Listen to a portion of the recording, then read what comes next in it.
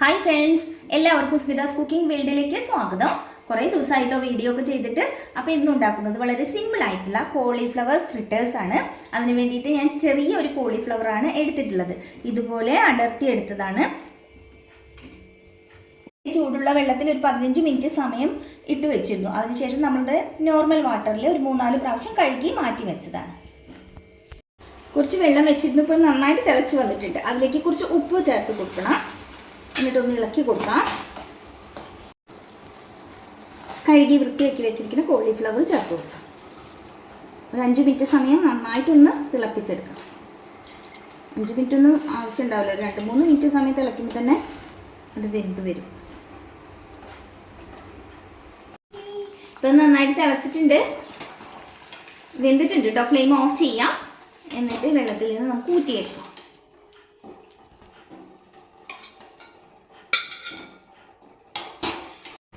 പിന്നെ നമുക്ക് ഇതിലേക്ക് ആവശ്യമായിട്ടുള്ളത് കടലമാവാണ്. 1/2 കപ്പ് കടലമാവാണ് എടുത്തിട്ടുള്ളത്. ഇതിലേക്ക് 1 ടീസ്പൂൺ വെളുത്തുള്ളി പേസ്റ്റ്, 1 ടീസ്പൂൺ ജിഞ്ചർ പേസ്റ്റും ഇപ്പോൾ ചേർത്തിട്ടുണ്ട്. 1 പച്ചമുളക് ചെറുതാക്കി അരിഞ്ഞത്, 1 ടീസ്പൂൺ കുരുമുളക് പൊടി, ആവശ്യത്തിനുള്ള ഉപ്പ് കൂടി ചേർക്കാം.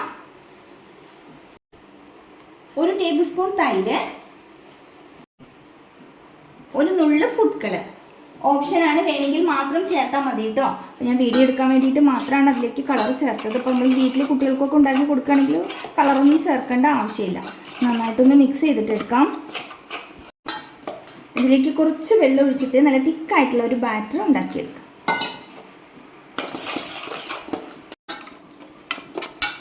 അപ്പം മാവ് ഇതാകണ്ടില്ലേ, ഈ ഒരു പാകത്തിന് വേണം കിട്ടാൻ. ഇതിലേക്ക് നമ്മൾ തയ്യാറാക്കി വെച്ചിരിക്കുന്ന കോളിഫ്ലവർ ചേർക്കാം.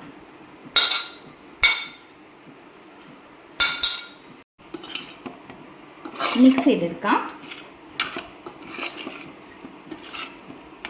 ചാനൽ ആദ്യമായിട്ടാണ് കാണുമെങ്കിൽ സബ്സ്ക്രൈബ് ചെയ്യാൻ മറക്കരുത്. തൊട്ടടുത്ത് കാണുന്ന ബെല്ലൈക്കൺ കൂടി ഒന്ന് ക്ലിക്ക് ചെയ്ത് 3 ഓപ്ഷൻ കാണാം. അതിൽ ഓൾ വേണം സെലക്ട് ചെയ്യാം. എങ്കിൽ മാത്രമേ ഞാൻ പുതിയ വീഡിയോ അപ്ലോഡ് ചെയ്യുമ്പോൾ നോട്ടിഫിക്കേഷൻ ലഭിക്കുകയുള്ളൂ.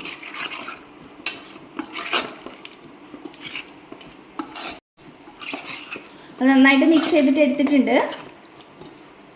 1/2 മണിക്കൂർ സമയം നമുക്കിത് റെസ്റ്റ് ചെയ്യാൻ വെക്കാം. വറുത്തെടുക്കാൻ ആവശ്യമായ ഓയിൽ ഒഴിച്ചു കൊടുക്കാം. ചൂടായ ഓയിലിലേക്ക് കോളിഫ്ലവർ ഇട്ടു കൊടുക്കാം.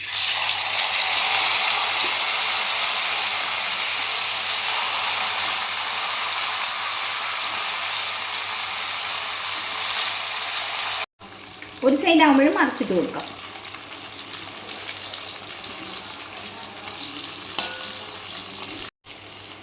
ഇത് പാകമായിട്ടുണ്ട്. ഓയിൽ നിന്ന് മാറ്റാം.